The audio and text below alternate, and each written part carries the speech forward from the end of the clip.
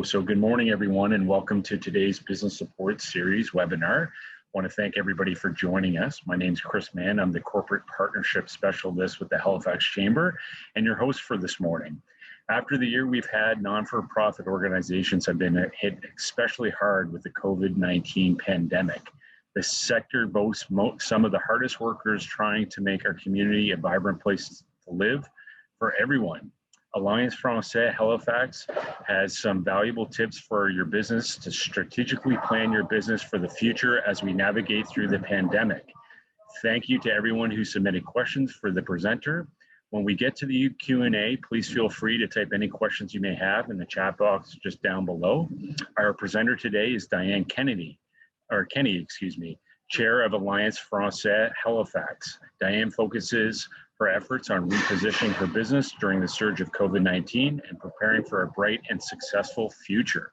So Diane, I'm going to hand it over to you to run through your presentation. Well, thank you ever so much, Chris. It is a pleasure to be with you today, and thank you to all of you out there.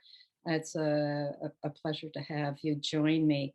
So let's get right into it. So the outline is, I have 3 points that I want to go through with you today. The Alliance Française, and I'll be using this acronym AFH, that's our acronym throughout the presentation, its critical decision path, the lessons learned and their applications to nonprofits in general. So three areas under that: the case for planning for small nonprofits or medium-sized nonprofits, the symbiosis, I call this the art of thriving together, and communications, the thread that binds, and finally, finding the silver lining in the COVID-19 crisis. So here's a snapshot of AFH. We are a nonprofit organization. We were established in 1903. That makes us 118 years old. So certainly we have been around for a long time. Our raison d'etre is, we have 3 areas. We have our French language school. That's our principal activity, our bread and butter. Our cultural center, it supports the language learning program, and it is we have activities that draw francophones, francophils, people who want to get together and learn about France and learn about the culture and even learn about the language. I have to really make a note here that learning a language is very important that you also think about the culture. I learned French. It's my mother tongue, but my second language, I grew up English. And separating culture from language learning is really just an intellectual exercise. So if you want to really learn a language, you need to think about the culture as well. And lastly, we are a certified examination center. We do the examination part for international diplomas and certificates that are issued by the Ministry of Education for France. These look very good on a CV, so keep that in mind. And we are also, AFH is also part of a global network of 830 Alliance Française in 131 countries. So it's very impressive. It's a very large network. It's been around for over 150 years. The network is coordinated by a centralized body called La Fondation des Alliances Françaises. And this fondation is responsible for the usage of the trademarked Alliance Française logo. It also ensures that the teachers, the instructors are qualified in have a specific form of training. This ensures the consistency in quality and of our language teachers. And also it's responsible for the communications of the network, and it organizes some very interesting conferences. Now, the structure of Alliance Française is that we have a board, 11 members. I'm the chair. We have an operations, an executive director, and she is responsible for 26 to 30 people. And one of the very important points is that we are fully auto-financed. We do not receive regular government subsidies, for example. So let's take a look more closely at COVID-19 and take a look at the critical decision path. Well, COVID hit our shores in March. March 15 was a notable day. It was a day when the Department of Health for Nova Scotia issued a directive that saying that all the schools in the province would close. And with that, Alliance Française decided to close their facilities as well. So that put us in a situation where we had two very important issues to look at. The school. Can we continue offering our courses in some form?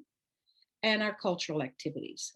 Which ones can we maintain, and how do we do that? So the decision that we made was that we would maintain all our staff at full salary, and we would migrate everything that we could online. So in terms of the school, we transitioned the entire French language program line, and and we had to inform the learners, the membership, and also our partners. We had to, the logistics were really phenomenal. We had to set everything up. They were working from their home. We had to train the instructors for the online format, and we had to provide technical and moral support throughout the transition. And that, to me, was fundamental in ensuring success through this very, very difficult process, a 180-degree shift from classroom format to a virtual format. It's not surprising that the situation was looking not the best. I mean, our enrollment was down 30% due to the loss of 2 very large contracts, and our revenue was down about 40%. So, ouch. The next critical decision that we were facing was had to do with the financial bleeding and how to staunch that loss of financing, and also our enrollment, because we had lost quite a bit on that end as well. So the decision here was to access government assistance ASAP, a highly dynamic environment. I mean, the information was changing every day, new stuff was coming in, so many questions, so many unknowns. It's what we call imperfect information in the planning world, where you cannot make an informed decision simply because the information is not accurate, it's not there. And this being compounded by the fact that time was collapsed. There was so little time to be able to think things through. So the actions we took is that we had to mobilize people. We mobilized our people. The board and the operations, the executive director, worked very, very closely together to search and identify the eligible programs from the government. I want to send out kudos to Halifax Chamber of Commerce for their updates on the government assistance programs. They were timely, they were informative, and super helpful. And also where our focus here was to get those applications out the door as fast as possible. In the meantime, I was communicating with anyone who would listen to me, pleading Alliance's case, exploring any opportunity, doing what any chair would do for their organization. And we were also looking at boosting our enrollment and promoting our online, the new online language courses. So the outcome here is that the two programs from the government were of particular help to us. The Canada Emergency Wage Subsidy Program was a lifeline, and it was for Alliance and for just about everybody else in Canada, and a loan program whereby there was a forgivable portion was very helpful as well. Well, by December 2020, things were looking different. The financials were looking better. They were stabilized because of the financial help that we got. We found ourselves with a very small surplus at the end of the fiscal year. The enrollment was improved, only a 3% drop there. So let's talk about some of the lessons learned.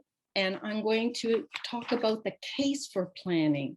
These small and medium nonprofits, and particularly those small ones, they operate on shoestring budgets. They do not have deep pockets. They most of them, and certainly our case, we do not have the funds to be able and hire outside consultants. And this is not, I have every respect for the outside consultants, but it's very costly to get a strategic plan done, for example. I want to make the case that you can do it on the inside. And I'm going to talk about that in a minute. So I'm looking here at a kind of a three-phase scenario with some overlapping, of course. So the early COVID, I look at from March to December 2020. This is when we're in emergency, full-blown emergency planning. This is the emergency part. Mid-COVID, which is January to December 21. This is a business planning component. This is where we're strengthening what we find to be working, and we're securing the financials. We're also engaging in the strategic planning. We're starting that process already. And late COVID would be, I'd classify that as being January to December 22. And that would be the strategic planning, the implementation of it, where the organization is reinventing, repositioning itself for what everybody was calling the new normal.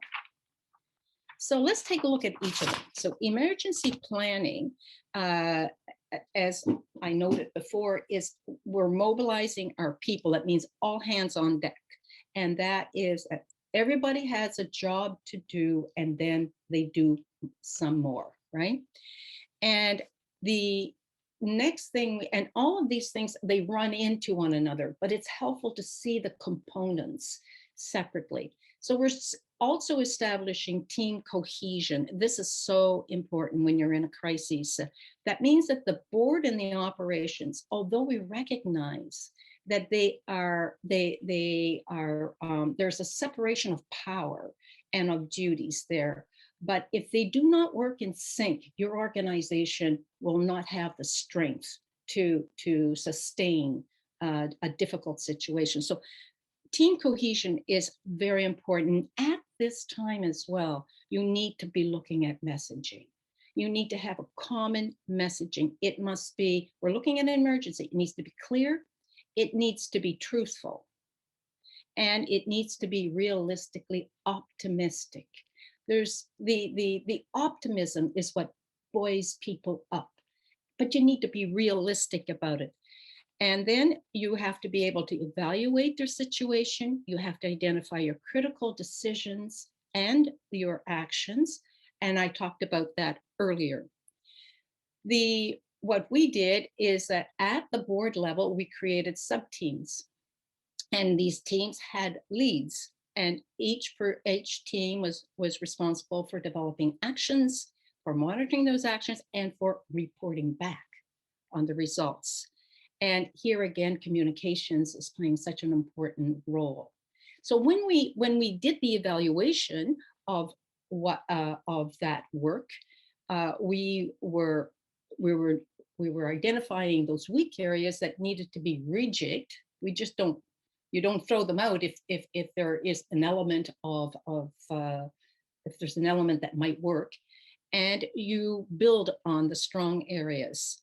And we never let our guard down. You monitor all the time. You're always in a risk management mode. You monitor and you respond accordingly. These are very dynamic times. So under business continuity planning, we're using the outcomes from the emergency planning. We're using what we've learned, and we're identifying those priority areas. And these are the areas that we want to strengthen. They're in the operations where we want to strengthen our operations and strengthen our financials. We're also building processes to increase the activities and revenues based on those strong areas. We're maintaining the focus on the team cohesion and staff morale. This is such an important point. The webinar fatigue, very real. So you need to be cognizant of this. The anxiety around COVID-19 on an individual level, a personal level, was very real, and a sense of isolation as well. And so you need to be very attentive. You need to listen to your staff, right? And you have to be able to give them feedback. You don't have all the answers, but you have to be able to talk to them about what is going on and hear what they have to say. And so this is why the messaging is very important. Our coordinator of the school, of the teaching team, held weekly meetings. She still does, as a matter of fact, because they were so effective. Weekly meetings, just short little weekly meetings where people this group got together. They talked things through, and I think that went very well. So leadership. This is a leader is going to exhibit, is a coach, and it's going to exhibit that team spirit, that realistic optimism, not rose-colored glasses, but tell it like it is, and gratitude. I have to underline that, gratitude. You're going to mark your wins, big and small. You're going to express your gratitude to your team. Tell them that they are doing a good job and encourage them. One of the things that we did do in gratitude is that we got these fleece jackets from Decathlon. It's a French company. They're based in Dartmouth. And we had the logo put on them, and we gave them to all the staff. And I think that was just a small gesture, but it was a gesture that they appreciated. And then the other thing that was very important, and I've heard this before through all the webinars that I attended, share your story. Share what it's been like for you. And this is what I'm doing today. Because throughout this COVID experience, it's been a shared experience. And this, we've heard this said quite often. We're all in this together, and together we'll come out strong. It's like a model, right? But it's true. And I think that's what it speaks to everyone.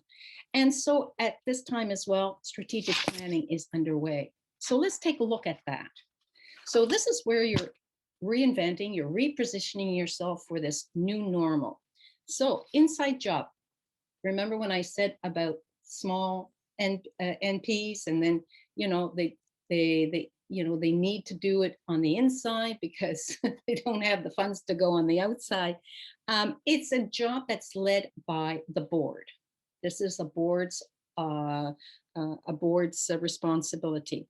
So you don't need to go for perfect, but what you need to do is take on the attitude that you're going to build planning capacity within your board, and even at the operational level through your executive director as well. And it's important to understand the elements of planning, and then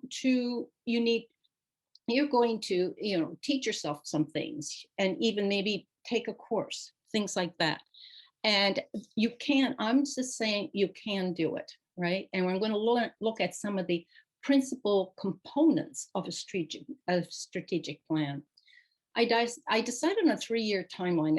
It's short for a strategic plan, but given the circumstances, nobody could think beyond 3 years. We could hardly think beyond a week.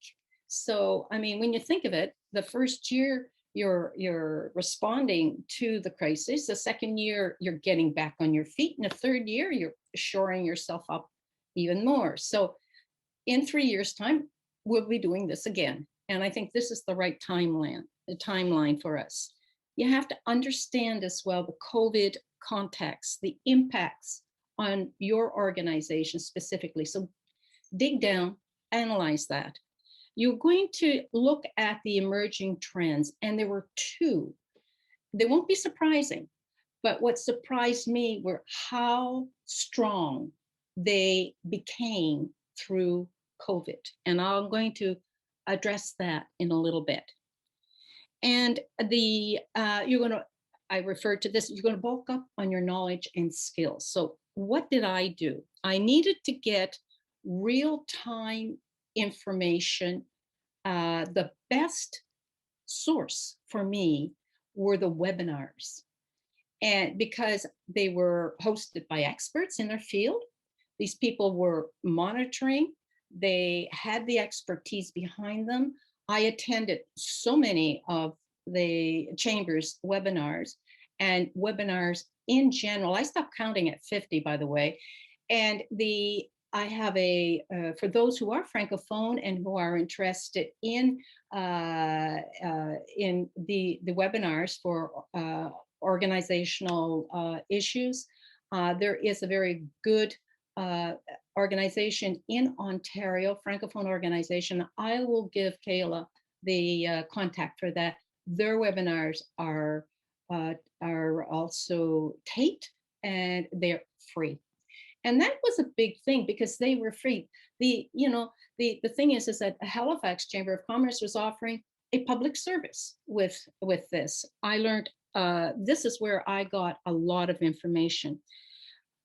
But I was also bulking up on my knowledge and my skills. I took a 5-week course at the community college on emergency planning and contingency planning. Super interesting.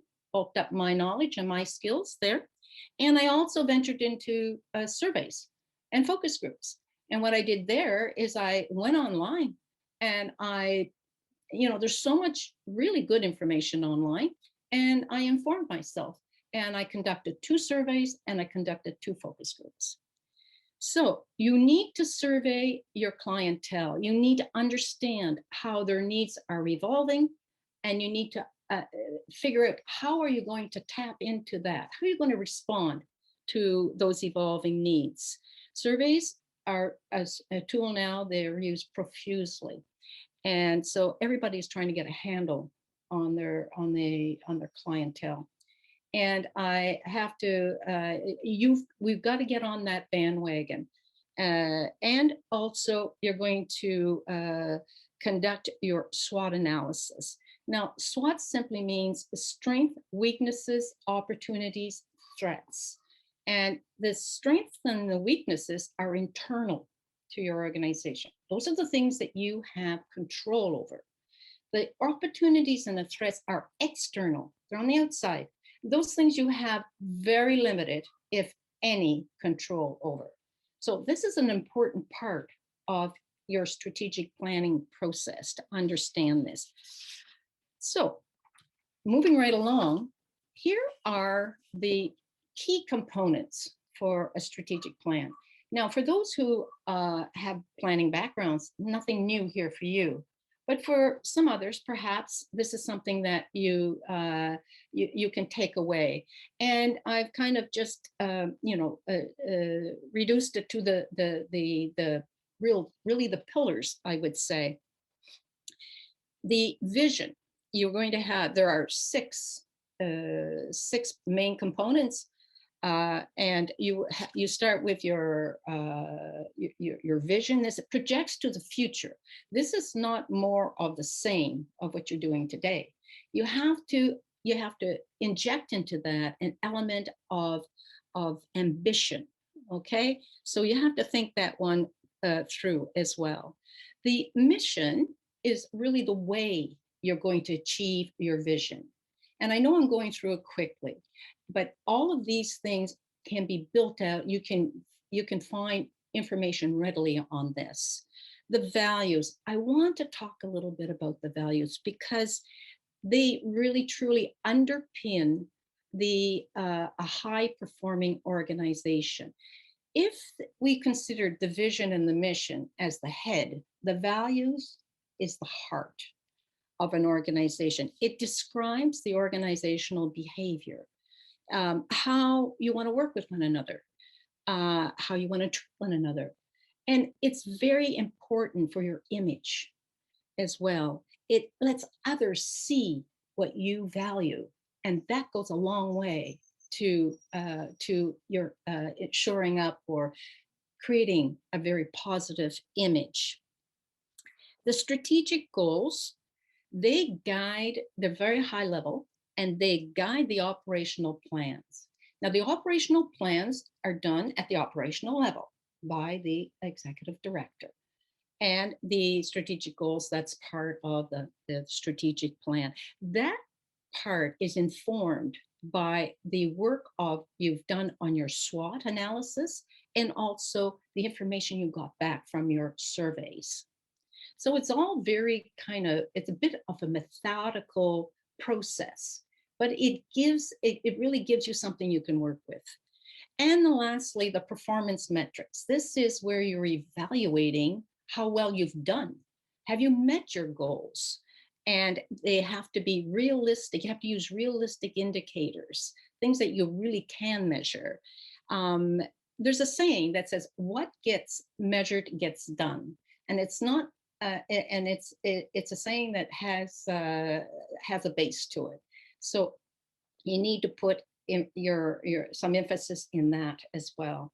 And finally, risk management. One lesson that will not be learned, will be lost for a long time, is the lesson of COVID-19, the need to be prepared for the unforeseen. So risk management, you need your plans there. Community college has a great little program that whereby you can learn what you need to know in that area. And our implementation for the plan is scheduled for 22. But I want to say that this plan is already in operation because it's a very fluid kind of process. So we're using it now, and it's because of the situation. So let's talk about symbiosis. This is a kind of an interesting area. It's a biological concept whereby different organisms collaborate with one another for mutual benefit. So nature is full of examples of symbiosis. And I'm an amateur mycologist. I like fungi, I like mushrooms, right? And an example that's classic is the symbiosis between fungi and trees. So we can find lots of examples, but an organization can take a page from this playbook and be inspired by that process, that phenomena, and make it work for their organization. What will that do? It will maximize the positive incomes for the organization. It's a lens for evaluating a lot of things, especially partnerships, for example. You're going to evaluate, I'm going to give you something and you're going to give me something in return. So you want to make sure that you get the best bang for your buck. And this concept of symbiosis is a bit of a disciplined fashion to look at ensuring that you get what you're looking for. It's an idea that's growing in popularity and in application at the organizational level. What does it look like specifically for the nonprofit? Well, nonprofits, because they're on shoestring budgets, They're very skilled at win-win partnerships. They're very adept at this. They know how to join forces, and they can squeeze the maximum value out of the resources, whether it's human or financial.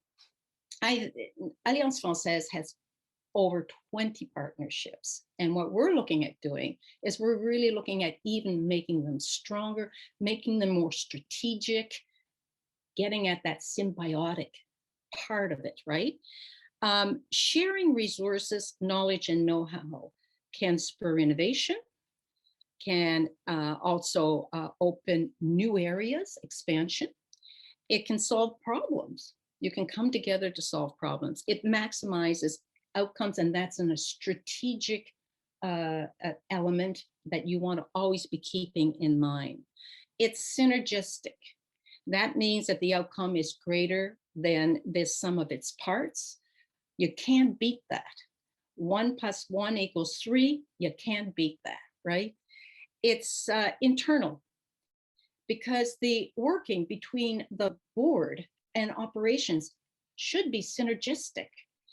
It can be external, for example, with your partners, and it can take a long-term view. If you have a partnership, for example, that you can strengthen and it can go into the future, that would be a long-term view. A short-term view might be to solve a problem.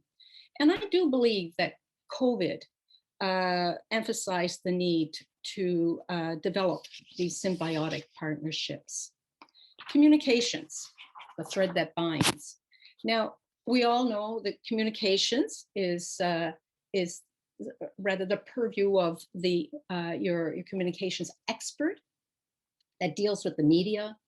The person deals with public relations, but communications is a skill that needs to be embedded in the organization. Everybody needs to have a certain level of communication skills, and I feel very strongly on that. The organization needs to get good at it on the inside. And why is that? It's because good communications, it strengthens the team connectivity. It builds commitment and engagement. It will keep the focus on the vision and strategic goals. And it maintains this integrated and consistent messaging. And also it builds trust. And trust is a very important piece here. It defines an organization. I feel that you should take the time to define what trust looks like at the level of your employees, at the level of your clients, and at the level of your partners. So trust is a very important one. An organization can fall on the business of trust. So finding the silver lining, and we're almost through this. We often hear that sometimes it takes a crisis to bring out the best in a person. Well, in this case, it takes a crisis to bring out the best in an organization.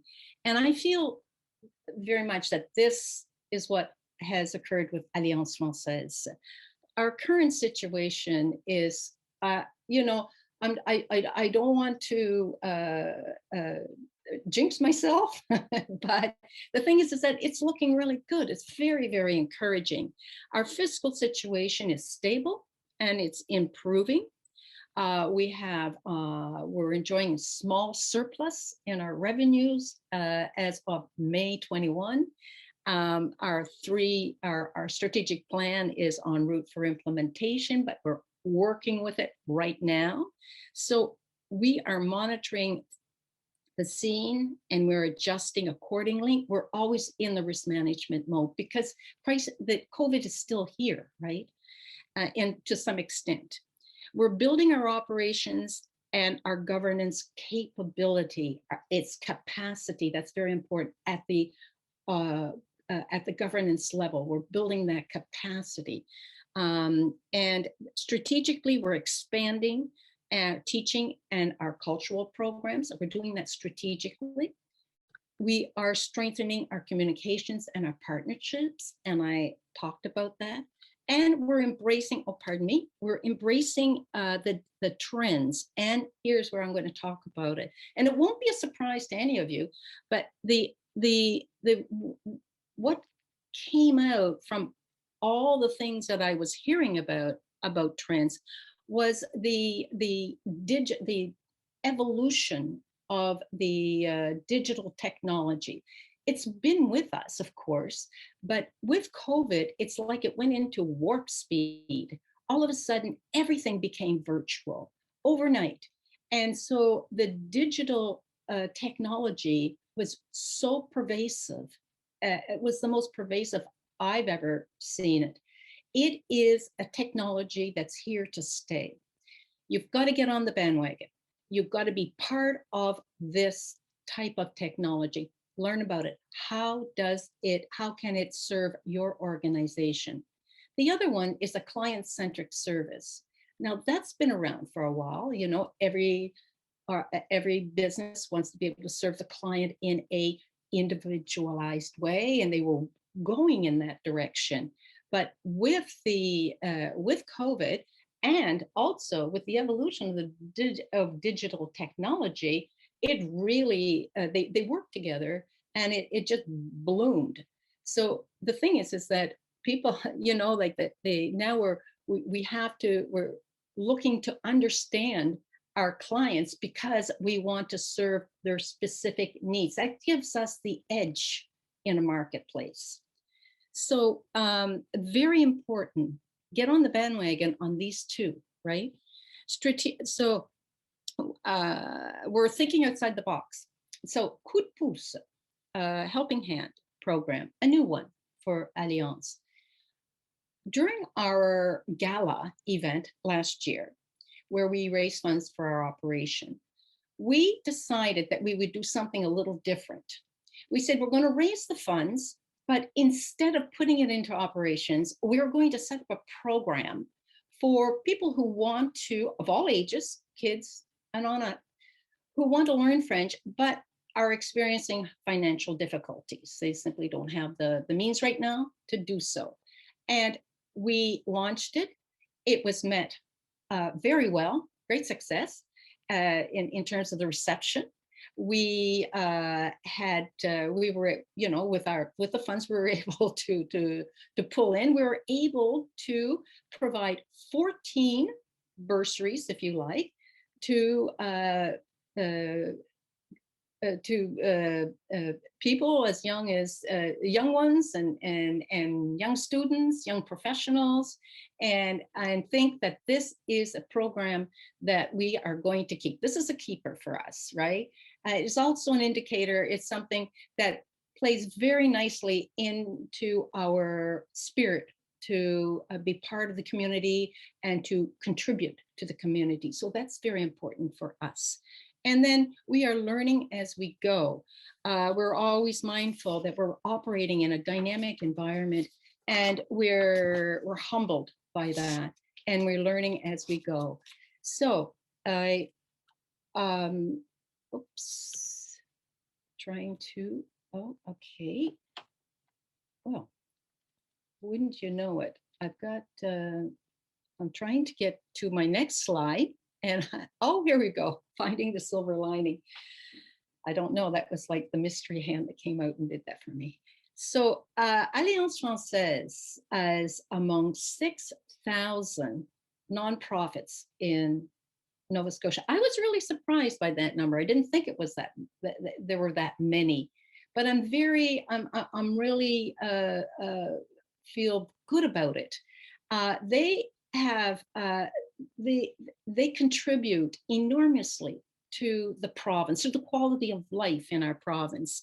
And according to the 2020 APEC report on the state of the nonprofit sector and its economic impact, with 2017 stats, the nonprofit contributes $1 billion every year to the GDP.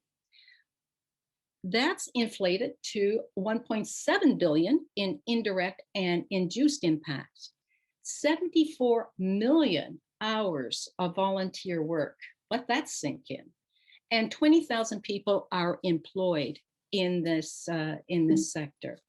I am having a problem here, but this worked perfectly. And today, there it is. Chris, are you able to get my next slide here?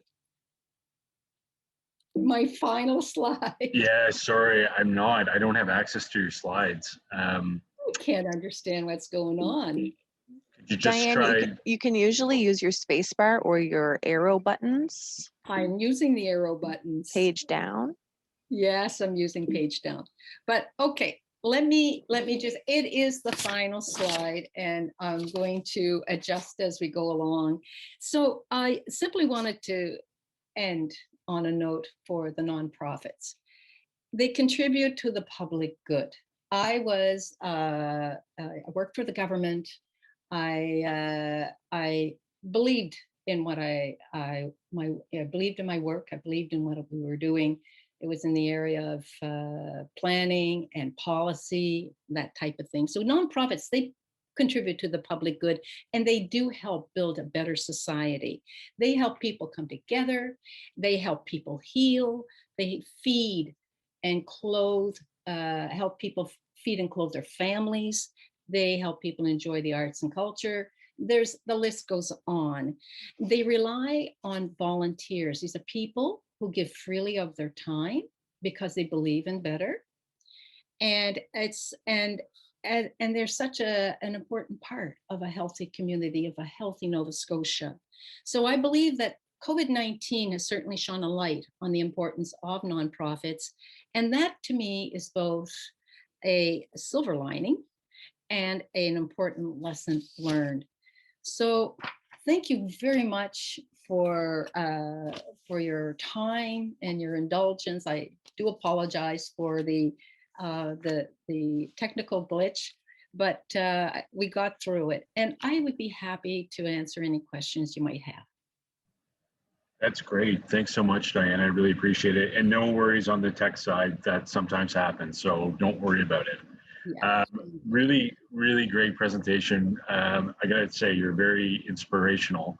Some of the information that you were able to provide, and the fact that you attended you stopped counting at 50 webinars is pretty impressive. It obviously goes to show how much you learned through that presentation, so that's amazing. So I do encourage any of our viewers here to write any Q&As, we'll provide the answers, but any questions you may have in the chat box below. And Kayla, thank you for putting that in the box. But a couple of questions I have, and I do have some other questions here, but just, around everything seems so structured in your planning. And I understand it was probably chaos at the time when everything was probably happening. But just out of curiosity, Diane, like, when did the planning start? Because I know, we were kind of, from a Nova Scotia perspective, kind of not ordered to go home, but encouraged to go home middle of March. Were you watching the things that were happening in the world beforehand? And did you start the planning before that? Like, when did things start planning out for you guys?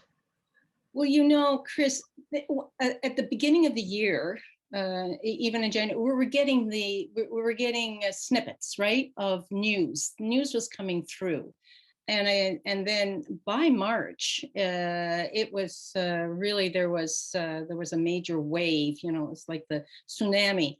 But when things really, when we got that directive for the schools to close, and we knew we were going to have to close our school, we had no choice. I work with an executive director who is exemplary. She is so smart, and we work very much in symbiosis, believe me. And she had to take the time to think about it, and to try to figure her way a little bit through it, because like you said, it was so chaotic. But she decided right away that it was impensable and unthinkable that we would let anybody go. That would be the end of l'Alliance Française. So we had to keep the staff, and if we're going to have them go through such a such duress, we're going to pay them full wages. So she made a very bold move.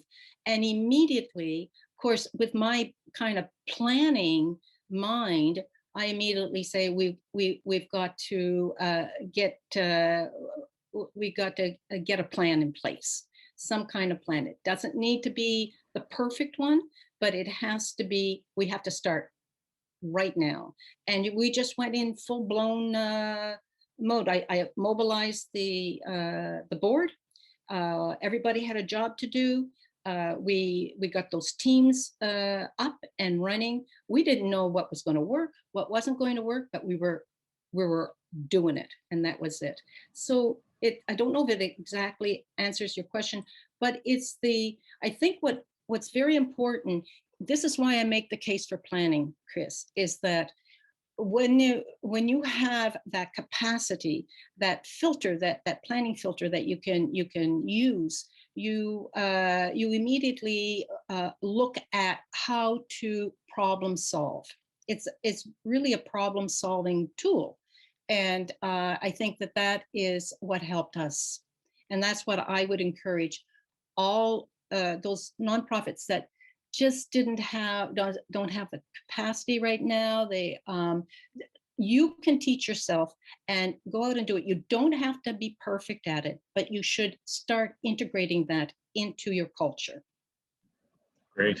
Yeah, no, that's very helpful advice. And I mean, like you said, no one's perfect, and you just got to start, right? You can't just kind of sit back and wait for things to kind of pan out, because those subsidies that you mentioned from a government assistance point of view, they happened, but they happened well into the pandemic. It wasn't like they were happening on day one, right? So that's right. Amazing information there. That's why the first few months our revenues were, oh boy, it was a shocker. Yeah. Mm-hmm. Right. So I do have a comment here and a question. From Lena, thank you for this fascinating and inspiring talk. Given the global nature of both the COVID pandemic and of AFH as a global network of language schools, could you speak about how the local and global levels of AFH interacted, supported each other in the face of the challenges of the last 15 months? Well, that is an excellent question. Yes. So when the pandemic hit, we were very much focused. Our nose was on the ground. We were looking just at what's happening at the level of AFH.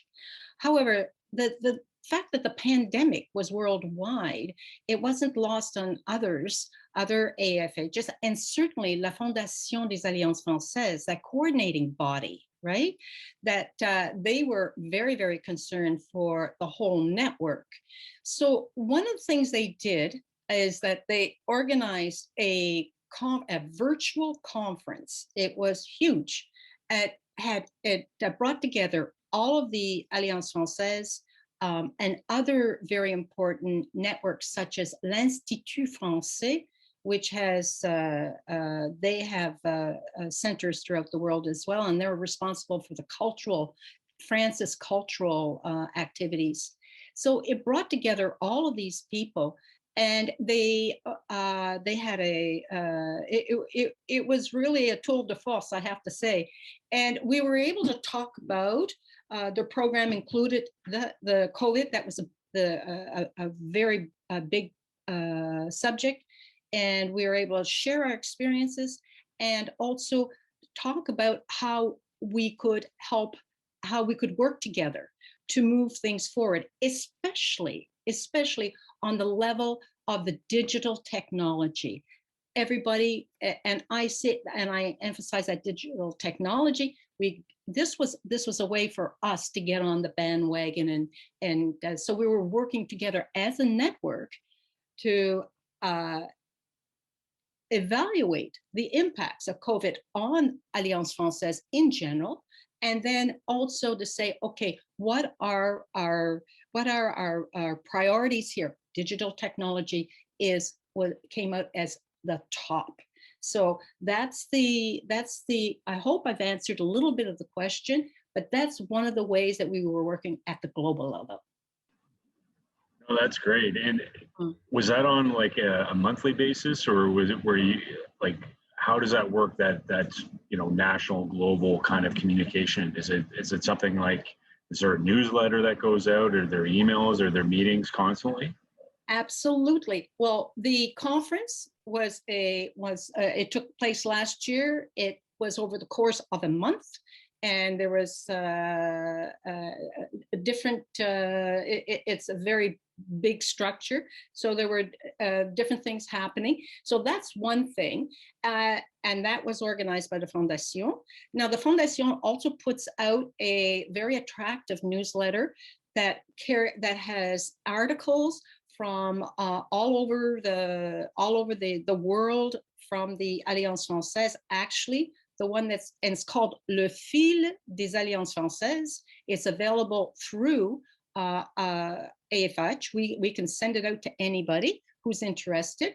And I have an article coming out in the issue that's coming up, and I just want to put a little plug in it here, because it's an article on what is called le prix de l'excellence du lieutenant-gouverneur pour l'Acadie et les francophones de la Nouvelle-Écosse. And I know that's a big, long thing. What it is, it's a prize of excellence from the lieutenant governor for recognizing the exemplary work of Acadians and Francophones in Nova Scotia.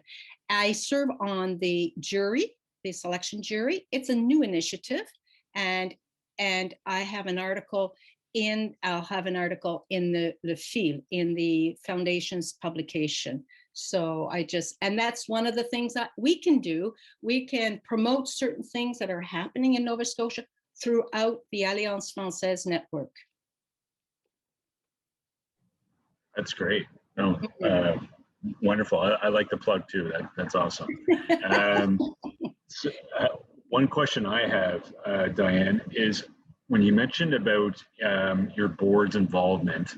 I know it's amazing that your executive director stepped up, wanted to get in front of it and help the team, but also from a board level. If your board is a governance board, and a lot of board members are typically volunteers that have a full-time job outside of the board commitments, how did you get the buy-in of the board when people are probably worrying about their own organization at the time? And then on top of the added responsibilities, how did you get the buy-in from that, or from them? Yeah. That's a great question, Chris, because they are volunteers. Many have full-time jobs. I've been retired for 10 years. So my time was dedicated to Alliance and getting them out of this situation. We have a few members on the board who are retired. So that helps, that gives the time. But I have to say that everybody is so committed on the board to l'Alliance that they found the time. And we try to weigh it so that weigh the tasks that have to be done, so that the heavy lifting is done by people who have the time to do it, and the others are contributing what they can. And I know it's a bit of a kind of a fluid kind of situation, but it's an excellent question for the board. How do you get the people don't always they can't dedicate themselves fully, so there's a time issue, but also there's a capacity issue. How do you get the right capacity on your board? And I think that I'm going to go back to planning, because I think that's a very important one. If you don't have somebody on the board who has this knowledge, then I think your president needs to bulk up in that area. I don't want to undermine the planning, but it's not rocket science. You can really do this. Right. No, it's great. And I mean, a lot of times when people sign up for a board position, if you will, sometimes you would never envision what you were going into during a COVID pandemic. And then all the responsibilities that you had to have on your shoulders during that time. I mean, it's pretty staggering, and it's amazing what you're able to do out of that. Speaking of a couple of the slides that you mentioned at the beginning, how crucial communication was. How often were you communicating with your team? And by your team, I mean your executive director and the operational level, and also the board. Was it a weekly? Was it monthly? Was it bi-weekly? How often did you communicate with them? Every day. The crises, that's what it demands every day. At the first of it, it was every day. So we, in one form or another, just keeping one another up to date with what you're doing, troubleshooting things, just every day. And then when things start to settle down, you can get something a little bit more structured. We'll say, okay, we'll meet in a week's time, and we'll do a review of this or that. Yeah. But in a crisis, it's you have to be available all the time. Yeah, that's great advice. So we're almost out of time here, Diane. So before I close off, is there any kind of comment or remark that you want to leave us all to? I know you've been speaking for a while here now, but anything you want to leave all our viewers with before we sign off? Yeah, I think I'd like to leave the viewers with, I don't know who's online here, and I wish I wish I had be able to see you, and I wish you could be able to see me. But I'd like just to leave everybody with the thought that of how important the nonprofits are. I mean, we have what we call the government nonprofits; those are the big ones, like United Way and Cancer Society, et cetera, and so on. But those smaller and the medium-sized nonprofits, many of them, and they really do contribute to our society. And I think that one of my objectives today was to just try to put that out there, in hopes that other people would, when you come across somebody who is working for a nonprofit, ask them about it, and ask what they do and maybe why they do it and stuff like that. But I've really come to appreciate nonprofits a whole lot more, and I'll always be involved with them. That's great. Thanks so much, Diane. That was very inspirational for sure. So, so sadly, we're out of time, but I wanted to thank everyone for joining us today. I'd also like to thank you again, Diane, for your time and how we can move forward with a strategic COVID-19 response plan that is effective for your business. So we have the Chamber, our first in-person event of the summer coming up. That's Wine on the Waves on July 9th. We'll be touring the Halifax Harbor the way it was meant to be enjoyed, with some charcuterie and some wine, and also some non-alcoholic options available. So we're asking everyone, if you could, to register at halifaxchamber.com/events. And just to remind everyone that this webinar was recorded and will be available on our YouTube channel shortly.